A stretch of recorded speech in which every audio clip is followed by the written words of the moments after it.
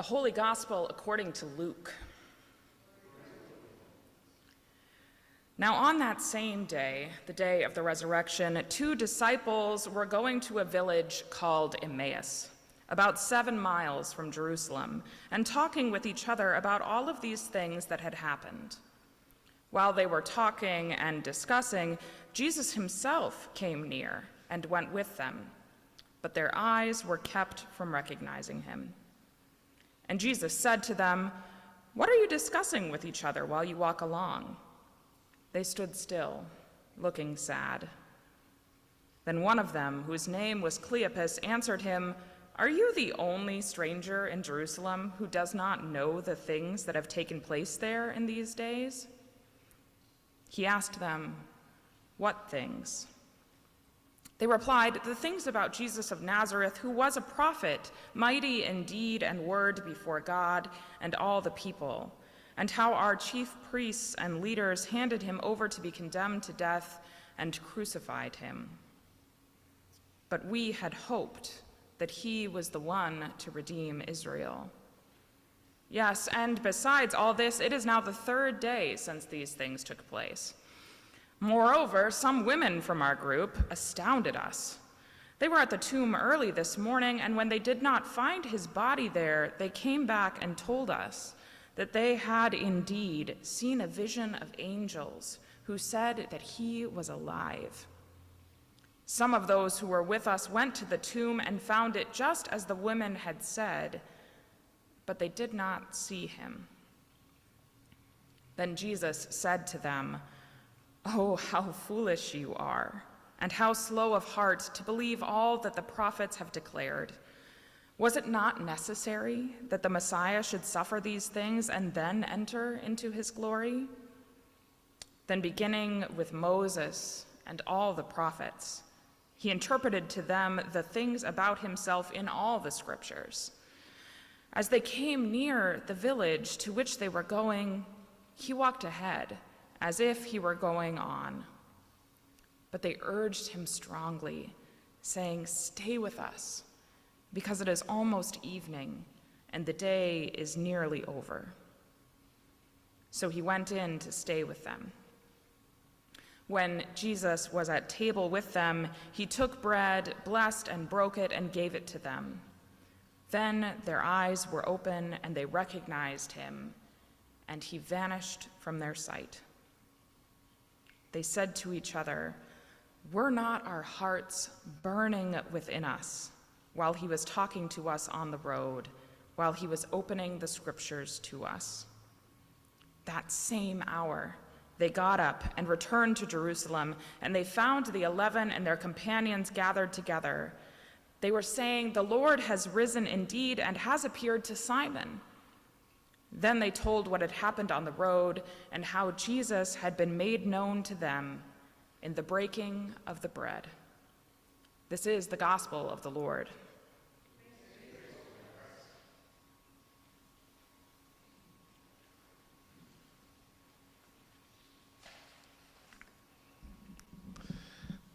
This is a long reading because it is 7 miles to Emmaus from Jerusalem. The reading cannot be short. Greetings to you all in the name of our risen Christ, who walks with us, the one who walked with the 2 to the Emmaus, and the one who is always walking with all the subaltern communities in this world. This is such a wonderful season to come to worship together. The season celebrating the risen Christ's work in the early community church, as well as the resurrecting power that it gives to us whenever we meditate on these texts. And most importantly, while celebrating the Black History Month earlier and now the Dalit History Month, to see that resurrecting power working with such subaltern communities too. Today, as we have been focusing on the Dalit History Month, I would like to reflect 3 points from this wonderful text to see how the risen Christ is operating within the Dalit communities, how we can see the Dalit communities research themselves again and again. Just like leaving from Jerusalem, gaining power, and again moving back to Jerusalem. Moving back to Jerusalem. The first thing that I want to acknowledge from this text is a regular question that has been asked in the subaltern studies. Can the subaltern speak? Can the disciples speak after they have witnessed such a bloody thing that happened in the cross? Yes, they can speak, but are we listening? Can the subaltern fight? They just lost their leader. Can they fight again? Yes, they are fighting. Are we witnessing to it? The subalterns were fighting yesterday, but today they are frightened. They are silent. Is that the end of their liberation journey? Yes, the subalterns are afraid. They become tired. They become hopeless. But that is not the end. They gain their energy back, and they will rise up, and they will walk back to Jerusalem. And that is what this text for me teaches me today. The first thing that I learned from this text is to participate in remembering the subaltern leaders. The two people who walked back from Jerusalem, they could have remained silent. They did not want to initiate any conversation because what they have seen is sorrow and grief. But the text says they were talking about Jesus. And when Jesus intervenes there, what happened? Then they tell the old story of Jesus. Do you know this leader? He was there. He was with us. Don't you know what happened in Jerusalem? The people killed him. The people killed him. These two disciples teach for me to talk every day about such subaltern leaders who lived with us. A day to remember leaders who empowered Dalit communities to study, those who helped them to provide medical help, those who empowered them politically, those who recognized the values in Dalits and pushed them forward.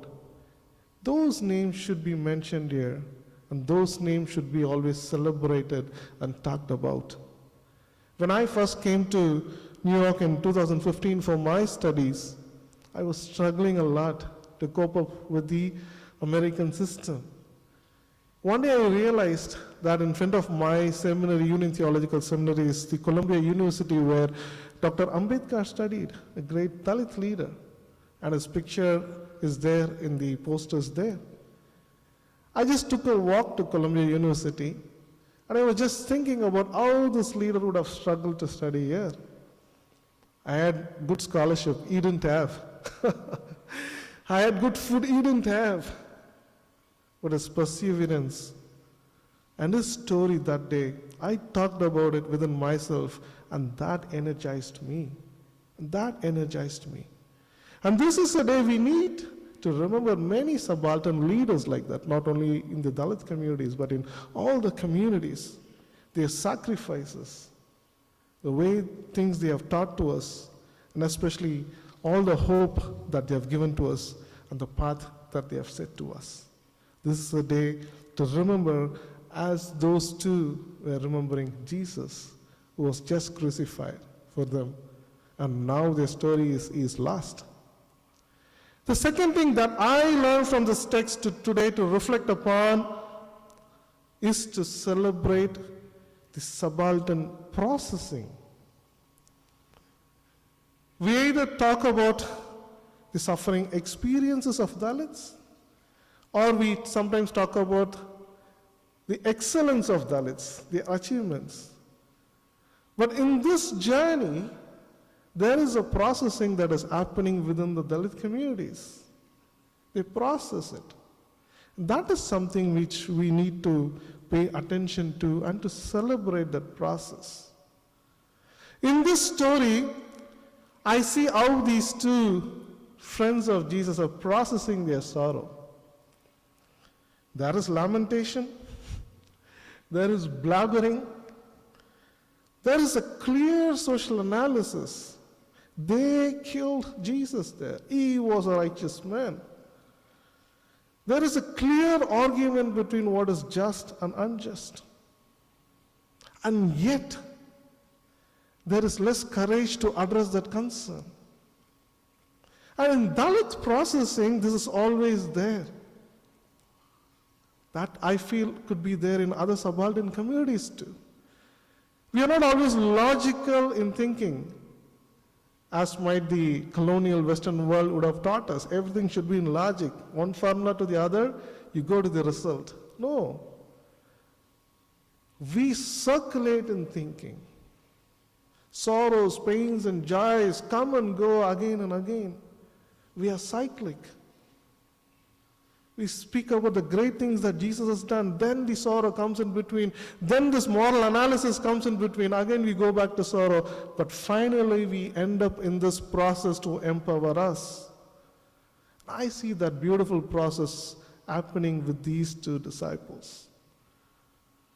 That blabbering is there. The fearful words are there.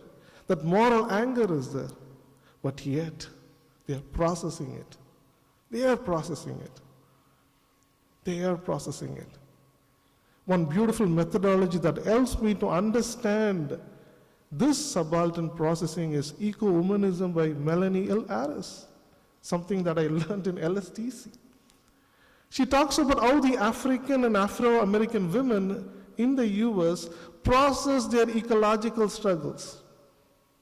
And this model, she says, is not linear at all. It is cyclic. It is not triumphalistic, but rather it involves mixed emotions, stories of success, pain, blabbering, moral judgment, moral analysis. And yet in this process, in this complexity, we move towards a solution. This is a time the world needs to celebrate subaltern processing, a language which they speak of their own, from their own experiences, with these complexities, with clarity too, with fear sometimes, but with boldness, and yet moving towards liberation. The third thing that I feel that this text teaches for me is to participate in the resilience of the subaltern communities. Participate in the resilience of the subaltern communities. The resurrection stories always fascinates me, both the stories that we read in the last week where the disciples hiding themselves in the closed doors, a week after Thomas comes back, and now these two people, and even Mary Magdalene. The story starts with fear and cry, but all the stories end up with them moving out of their shackles, proclaiming that Christ is risen. Christ is risen. There were times in India when ecological thinking began. The voices of Dalits were missing because they thought that these people do not know to talk about it. They are merely victims, Everybody knows they are suffering, but people thought they don't have the knowledge and power to think about it, articulate about it, talk about it. The Indian ecological movements were very much based on dominant Indo understandings. And that is where vegetarianism and so many other things are celebrated without considering what the subaltern communities and cultures do in their everyday life. It took a long time for the world to know that these affected disciples can again raise their voice and talk about liberation. And these affected Dalits can raise their voice and give their own eco-perspectives to the communities. It was in 2009 in Copenhagen Summit when all the intellectuals were talking inside, when the scientists were talking inside, when the economists were talking inside, 3 Dalit women who went for the conference were standing outside the podium, and they were burning their badges and telling, if you want to really talk about climate change, come to us. We are coming from the organic land, we are the farmers, and we will talk. And people recognized, okay, the subalterns can talk. The subalterns can talk. And that is what these resurrection stories tell us. It was not Jesus talking now, it is those disciples, those fishermen. And these two people here, they begin to talk with the news that the Christ is risen. Now the good news comes from the Christ. They are the eco-visionaries and they are the eco-missionaries in this context of climate change, as they were like the disciples of Christ on that day. They became the missionaries after Christ. And today, as we read this text, as we celebrate all the subaltern leaders who martyred for us, as we celebrate the subaltern processing, which is sometimes true in our life too, we also process like that. As we today celebrate the subaltern eco-missionaries who carry the message of resurrection to us, we are also invited to walk with them like how Jesus walked with them. We are invited today to walk with all these subaltern movements all over the world, fighting for justice and fighting for liberation. They need our support. They need our presence.